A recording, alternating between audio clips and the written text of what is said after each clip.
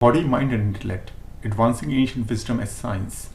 We know that our body, mind and intellect work together. India's ancient wisdom puts a priority on making conscious efforts using techniques such as meditation, sadhana and yoga to strengthen how these three relate to one another. To understand the correlation between body, mind and intellect, it is important to first clarify the types of bodies we embody as an entity. A body grows into 6 types of bodies by reproducing its past, present and future. Physical body, intellectual body and mental body are what we are commonly aware of. In addition, we have an astral body, an etheric body and a causal body. 6 bodies cause an effect of 34 bodies, centering 6 bodies repeated in the center for distributing 24 bodies into 4 directions that also behave like space's 4 bodies. Consequently, 40 types of bodies are reproductive as 100 types of bodies, with 40 past types which transform into 40 present types to form 20 future types as a present of 20 more to come. Thus the body itself comprises 121 bodies, constituting our spirit into a spiritual body. The astral body is the conscious body. It becomes conscious by reproducing the consciousness of the etheric body, which is the consciousness body.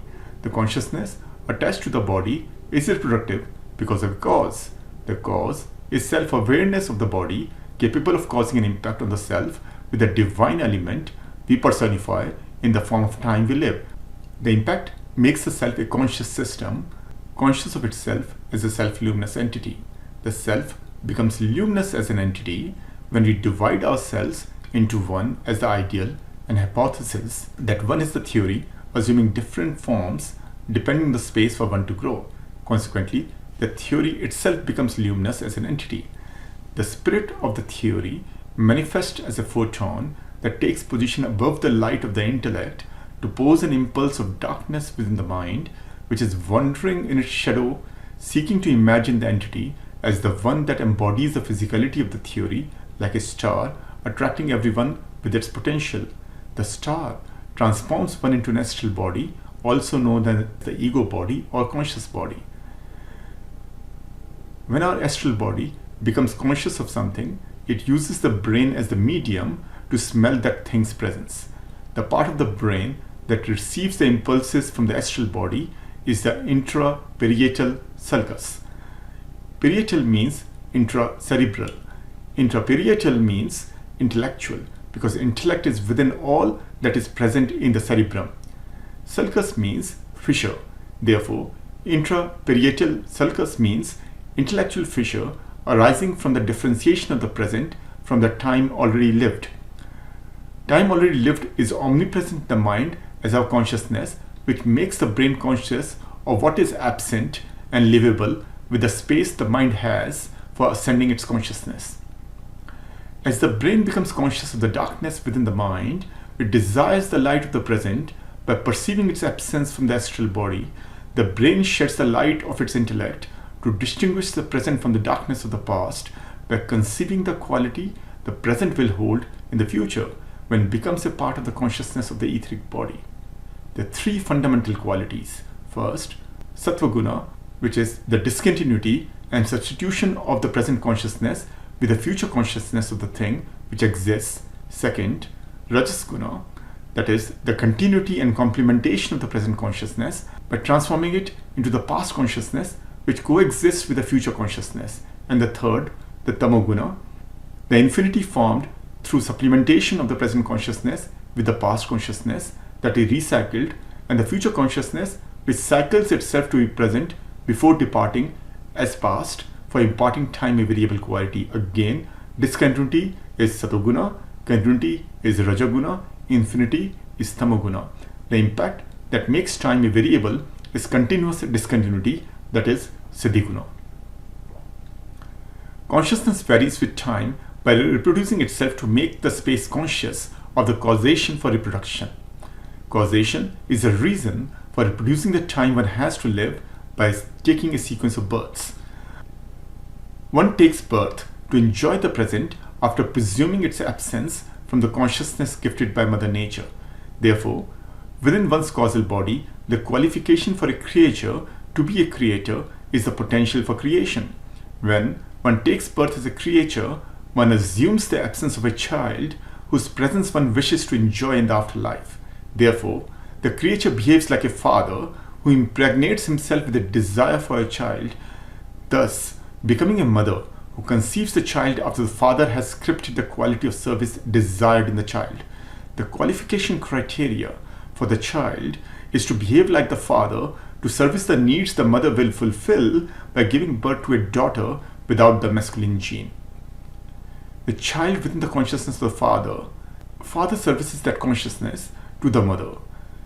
Paternal consciousness is a jinn who sounds like a child, personifying itself for making the mother an entity conscious of the child, impregnated within a psyche like the image of a para-entity. Divine quality norms the para-entity as a para-deity, that is God or Ishvara. The father has a divine quality because the father invests his time in conceiving the desire and perceives the path to manifest the desire within the mother's mind for its materialization through his intellect. A divine is one with natural excellence to materialize the desired quality with a desirable investment of time. Consciousness makes a sound when it is reproduced because it penetrates another body, that is, the whole body of the mother, after silently leaving the etheric body borrowed from the father and transforming the whole body of the mother as an individual into the astral body. Destiny is a discordant force that diverts one from the goal of living a joyful life in the afterlife. When the father has a child, the father becomes devoted to the well-being of the child and anxious about the future of the child, who is not aware that it is parapsychically working to fulfill the father's desires. Therefore, out of shame, the father seeks to reincarnate as a grandchild to help the child get rid of the paraconsciousness. However, the child innocently disciplines the grandchild, guiding him to assume the paternal lineage and fulfill duties towards the paternal ancestors. Having already satiated the desire of the grandfather, the father believes that the grandchild will fulfill his desires. On the other hand, the grandchild has taken birth precisely to get rid of the load of paternal debt, Pitrarina, and that creates father-son strife. Mother, on the other hand, is proud that she sacrificed a part of her body to fulfill the desire of the father. Therefore, she inspires her daughter to make the father pay for the maternal debt in the form of an investment in her marital life, in the form of an endowment, recognizing that her daughter will also be making a similar sacrifice. However, because the mother was selfless when she made the sacrifice, the daughter lets her adopted family assume rights over that endowment. Since the mother expected the daughter to enjoy the endowment, that creates a mother-daughter strife. And if the daughter sides with the mother, it develops into a marital strife with the spouse and their families. Thus, our emotions attached to a part we have lost become the reason for our destiny of ego. That is, the discordant force of attachment to a void that we wish to fill with the love gained when we demonstrate our hate for those not striving in the best interest of the loved ones. God is the para-deity who scripts the universe of relationships moderated by a deity with his destiny as a father. Para-deity transcends deity. Deity is the Holy Spirit of God himself. Deity personifies the self that makes him the child who embodies the father's masculinity. The strength of correlation among God, the universe, and the self as the same entity who divides herself into parts like a mother weakens when the father voids the consciousness of the oneness with the belief system. The belief system is the spirit that gives first holiness to the child who is following a path of devotion, second, gives itself to the universe, that is universalizing the path of knowing the value of devotion to the ancestral spirits, and third, gives the void in its existence to God for God to father the universe as a spirit which desires the child and sires the consciousness of the path of action within the mother. Therefore, the mother changes her identity into a primordial greeter of the gift of life, which makes the spirit holy by taking the mother's consciousness as a soul it embodies as an entity. With a weakening correlation between God, the universe, and self, we become entangled in a world of infinite desires borrowed from our loved ones who are an extension of our body. We perceive our soul-level interconnection with everyone and conceive our spirit-level destiny as servicing their desires by assuming the role of a Param deity. Param deity is the goalkeeper, akin to Shiva, whose goal is to fulfill everyone's desires. Without developing the potential quality of Shiva within us, we begin behaving like Shiva. When we begin failing in our mission after collecting a large group of followers, we envision a successor to let us work on trading additional energy from the universe through a path of oneness. We expect that the successor will fill the void of Shiva and let us be Mahashiva. The goal of succeeding a Siddha Guru in taking on the obligations towards the maternal lineage. Once the father renunciates his desires, the mother is left with an intense desire for union with the father. Siddha Gurus are conscious of their maternal debt, since the mother is the one who lets the father follow the path of oneness, Yoga Marga, and pass on his Siddhi to them. Since, as sons, they are unable to substitute the father in satisfying the mother's primary desire, they seek to meet the secondary desire by deciding to marry without any intention to consummate the marriage. Their behavior creates a culture of objectification of females in the society of his followers. After realizing the folly, the son consummates the marriage but expects the mother to take care of the daughter she desires to share her emotions. Thus, daughters are deprived of the education the sons get, and once she grows, she is seen as a liability because the mother may not always be there to take care of her. Therefore, she is given away to strangers, hoping that once she leaves the maternal home, she will never return to the maternal home forever. Strangers realize the weakness of the father and demand significant dowry to relieve the burden from the father. They also torture the daughter, hoping to attract her father's attention so that he gives them with all the siddhis he has, and he goes to Vanvas like the grandfather, away from the pressure for the path of duality, caught between his maternal and paternal obligations. Overall, you get bound to a destiny of infinite cycles of weakening correlation and weakening oneness between God, universe, and the self. One does not remain one, and oneness fails to be the solution for becoming whole, like the one who embodies the growth in consciousness without disembodying that growth in the form of emotions that psychically connect one to the infinite. One is divided into the infinite, and the psychic linkages among different parts of the infinite become weak because the pressures from others who do not belong to one's body but wish to exploit one's emotions connected to those parts for their private interest. Modern science shows that consuming processed foods is the single most important factor detrimentally impacting human health in modern times. When we consume something processed by another's mind, we are not conscious of the forces guiding that mind. The processed food may include sattva, rajas, or tamas gunas.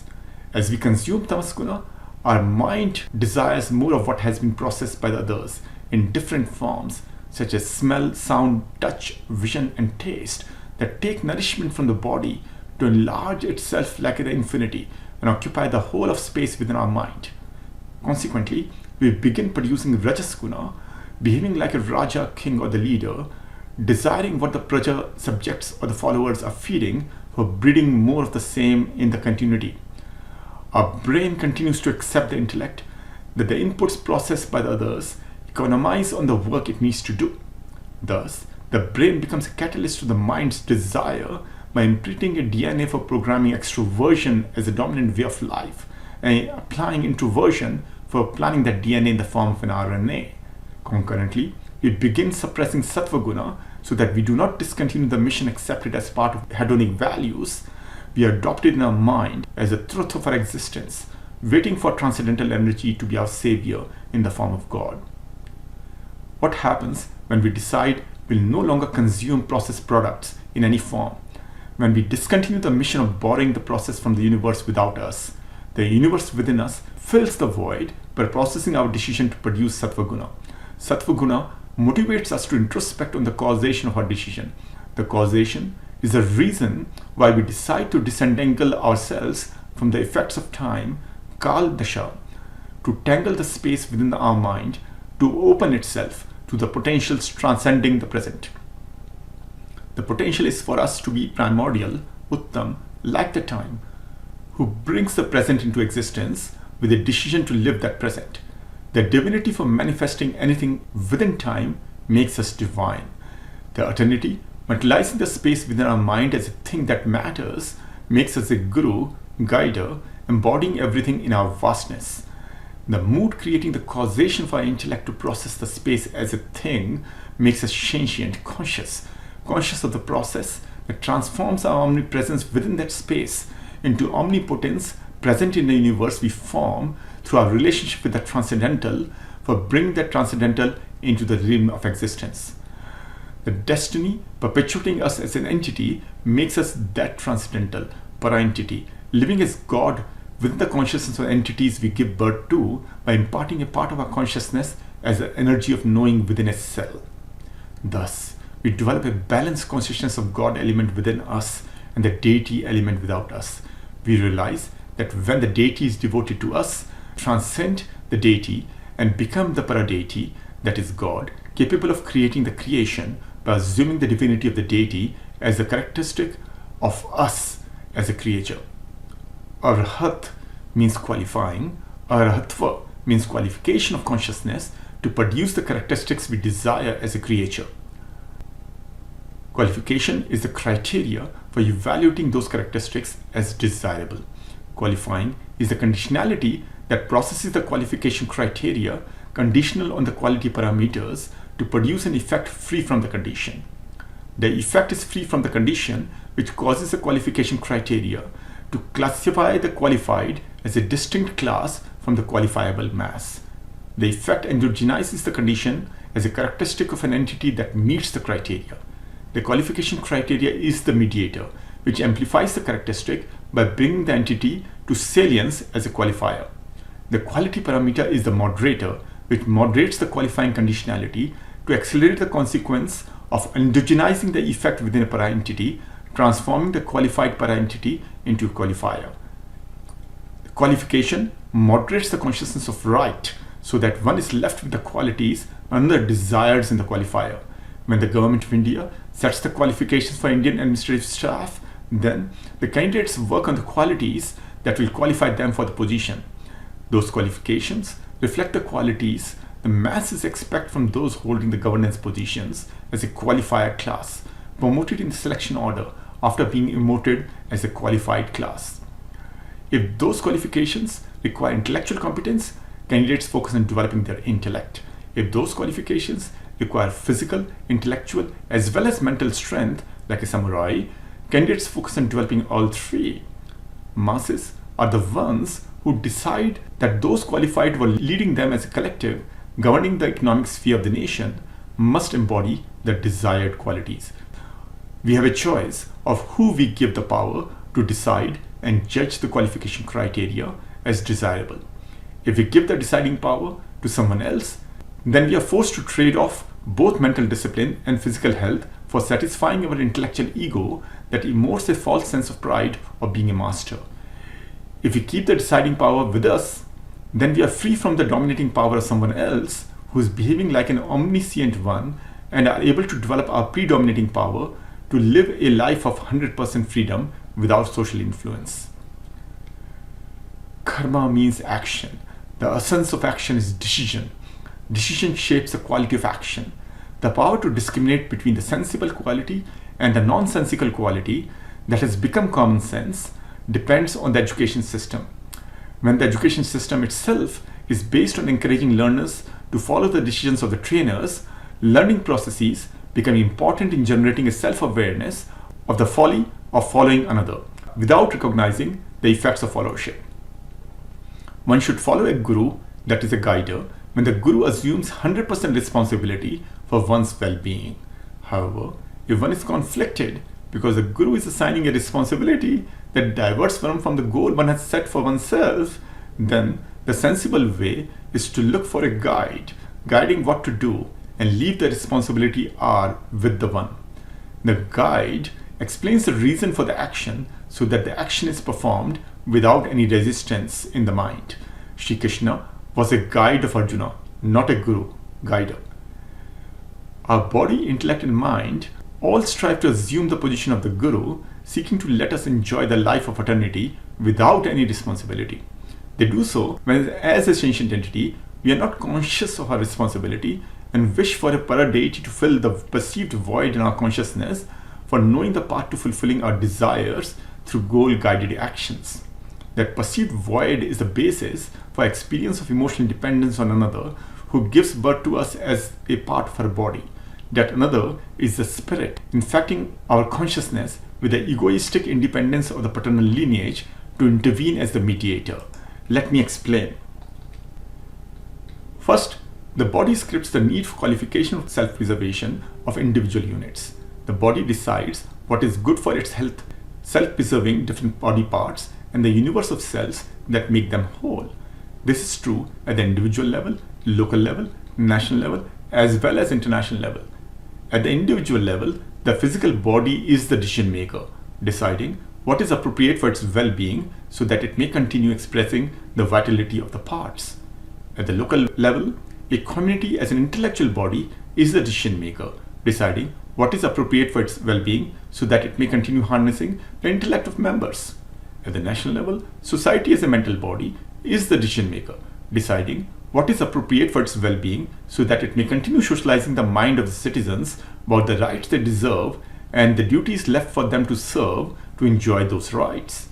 At the international level, the world as an astral body is the decision maker, deciding what is appropriate for its well-being so that it may continue humanizing the entities who are seeking to be the star of the planet about their responsibilities to guide others to be like them, humans who care about the planet and self-moderate their kind, not the animals who dare the planet to die with a hedonic consumption guided by a desire to populate the entire planet with their species. Second, intellect conceives the quality necessary to qualify a para-entity as qualified to be the qualifier like the entity using the qualification as a criteria. Intellect decides the qualities necessary for a follower to be qualified as a leader. The leader is the qualifier who assumes responsibility for articulating the qualification criteria after subsuming those qualities as its distinguishing characteristics. The leaders classify the masses as fit to be their followers if they're committed to developing the qualities that meet the qualification criteria. Qualification criteria culture the masses at the physical, intellectual, mental, and astral levels. At the physical level, the individual is a decision maker, deciding if it wishes to develop the qualities that put stress on its body. The workaholic leaders expect the followers to be the same, even though all work and no play may strain the body physically and eventually force the leader to take time out and let the followers assume all responsibility. At the intellectual level, a group of individuals is the decision maker, deciding if it wishes to develop the qualities that put stress on its intellect. A community where everyone is busy all the time expects new group of immigrants to be engaged in the community work. Busy life makes residents tired, and therefore the immigrant group ends up shouldering increasing responsibilities. That leads to first pain in the shoulder, then in the lower back that must support the shoulder, then in the lower legs that must support the heavy burden in the front of the body, which begins consuming a lot to energize itself, and finally in the thighs, we seek to relieve the brain from the intensifying headache. At the mental level, a collective of groups is a decision maker, deciding if it wishes to develop the qualities that put stress on its mind. In a nation where citizens are conscious of their rights, it's normal for the citizens to emigrate to other nations where aliens are dutifully bound by the religion to take care of anyone distressed in the society as part of their secular responsibility towards the universe as members of one family. This migration is usually mental, where citizens communicate their psychological ill-being and emotional pains to the aliens who believe in Sanatan Dharma, making the aliens son by Tan, Man and Dhan in the well-being of non-Sanatanis as a mission of their Arya Samaji life.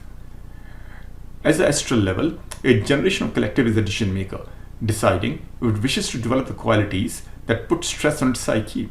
Let's consider a world where the present generation behaves like Arya Samajis, whose only dharma is to take care of the well-being of the next generation, knowing that the children are Ishvara Swarupa, personifying the image of God.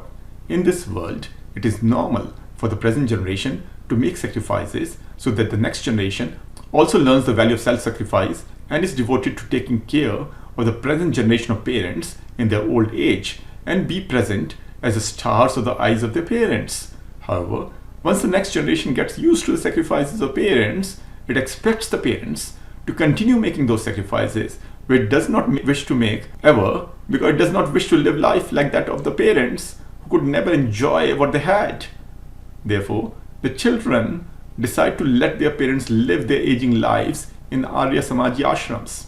They become Brahma Samajis, setting their eyes on the alien nations that value hedonic consumption. They seek to express their individuality as the creators of a new paradigm, standing out in open as part of the crowd, waiting for the parents to reincarnate as grandchildren devoted to their well-being. Third, mind perceives qualifying as a process that conditions the freedom of the qualifiable and forces the qualifiable to embody the quality and be qualified as the ideal. The ideal is the qualifier, demonstrating the quality to stand out as a leader of the crowd. When grandchildren embody the quality of devotion by following Bhakti Marga to be qualified as the ideal for their parents, they lead the parents to Jnana Marga, that their Karma Marga is essential for universal well-being of their family. The Karma Marga makes the parents the ideal naturalized citizens of the world while living a life full of ego as Sadharan Samaji, working like a fool and feeling it is cool that their children at least will not have to live like them. Qualifying those who do not associate themselves with the preceding generation to generate similar qualities for the well-being of the succeeding generation is part of the natural process of acclimatization to the specific geography of one's birth. One supernaturally acclimatizes oneself with the qualities of a spatial geography with which one identifies psychically after living in a world full of desires. The spatial geography is the one where the desires are especially intense and therefore attracts everyone with an opportunity to service their fulfillment in exchange for social, human, ecological, and economic benefits. To avail of this opportunity, everyone must sacrifice national and psychological benefits. They must give up their old citizenship of their parents and perform their duties through psychological drain to earn new citizenship for their children. Thus, qualifying oneself as a citizen of a new nation is of value at 4 levels. First, at the social level, one who gives up their home expects society to make extra efforts to keep one within the orbit of the home value system. To fulfill those expectations, the society invests time and resources in the well-being of its Pravasi population, hoping that once the Pravasi, the expatriate, settles down and overcomes the depression of homesickness, the benefits of remittances will flow to the home nation. Second, at the human level, one who takes up a new host expects the home to show a human sense of recognizing the need for one to assimilate into the local belief system. To fulfill those expectations, the home nation invests time and resources in building connections with the host value system, recognizing its value for its Vasi, native population. When the home nation finds out about its value for the home nation, the host nation expects the home to demonstrate authenticity and trade off home values for the host values. Thus, the home begins consuming the host belief system and adjusts the home behavior system to accommodate the needs of the host by subscribing to values such as Atithi Devo Bhava. Third, at the ecological level, one who exchanges home with the host expects the home to compensate it for leading the home to the value of the host which the home was previously unaware. Therefore, the expatriate Pravasi gains prominence and steals the limelight of Adi Dharma, the primordial dimension, while the Vasi native works in the shadows, trying to catch up, held back by their Sadharan roots. Fourth, at the economic level, one who services the home by giving back like a good host expects the home to follow its conduct and shower it with Pravasi Nagrikta, the overseas citizenship, and psychological award associated with doing business like a citizen, but with tax relief usually afforded to a non-citizen, recognizing its internationality. Thus, the Vasis, the residents, pay for the infrastructure that structures the decision of the Pravasi, the non-residents, to exploit that infrastructure for accruing the value lost during the one Vas in the Pravas. Ancient texts are like processed produce. By relying on their articulation, we limit the development of our consciousness as a young mind. Ancient texts are already within our consciousness because most were scripted either by our ancestors from whom we have descended or by ourselves in previous births. The others were scripted by those with whom we interacted during our education and learning period in the prior or this life. In very rare cases, we come across ancient texts with whom we had no interaction in the past because those are rare texts and were not available publicly for much of the time historically. In any case, we always give more credence to the manuscript we wrote with our physical process, followed by those written by our ancestors with their intellectual process, followed by those writings we have mentally processed in the past, and finally, those we are astrally processing in the present for qualifying them as a potential use for us in the future. The need of the hour is not to rely on the process produced, but to give our children an opportunity to process the qualities of a range of textual products for developing a discriminating consciousness of the appropriate approach to life and various challenges in life. By limiting ourselves just to westernized text or to indigenous text, we steal the right to develop decision-making acumen from our children. By forcing them with the morals we deem right, we demoralize them because they then feel bereft of the right to be free from morals forced upon them. Consequently, they develop two faces, a public face where they pretend to advocate for the morals, policing those who deviate, and a private face where they live a hedonic life, hidden from the light, camera, and action, just to let themselves loose. When we understand that as a creature, we are the creator of creation we are enjoying by consuming the products processed in the past and the present, we realize that becoming a creator is the process that allows the creator to fulfill the goal of life. The goal of one's life is to create a life for everyone to enjoy so that one can be the enjoyer enjoying with them. We can sustain life as a joyful experience only when the ecological endowments are solutions for addressing our national challenges rather than problems themselves. Ecological endowments become a problem when the goal is to preserve the products of the past to conserve their essence for the future. We need to preserve the products when we are unaware of the essence processed in the past to produce the product of a specific quality. If we know what led our ancient sages to process the essence of their wisdom in the form of Vedas and Puranas, then we do not need to limit ourselves to the wisdom produced by sages before the process of further development of that wisdom was stopped due to Kal Chakra, the time cycle. Nor do we have to be constrained by the manuscripts lost due to the limitations of space to protect them. If we know the subjects, then by developing self-awareness of that essence, we can process the essence to gain a sensible sense of the relevant parameters and how they interact to produce the desired effect cost-effectively. When a process is cost-effective and free of trial and error that waste resources, the practice is sustainable.